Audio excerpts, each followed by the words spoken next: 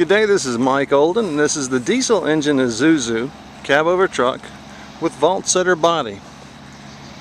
This body features a 10-foot flat floor, front box lockable for your shovels and rakes, as well as a 60-gallon water tank gravity flow. The I-beam is set at 8 feet above the floor. The top I-beam itself is 15 feet in length to allow you to properly set a vault at the site. The body width is 96 inches without the sides. It does have a receiver tube, a brake controller, and light connection. Stirrup steps on both sides allow for easy access to get to the winch assembly as well as the water tank. Again, this is Mike Olden, 404-379-7352. Look forward to your interest in this vehicle and discussing your particular need. And take a quick picture of the truck in its secured up position.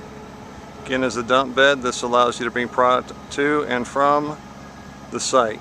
Power up and power down.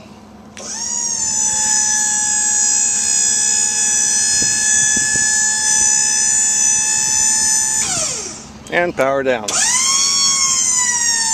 Again, the reason for the power up, power down is to make sure you cleanly control your product.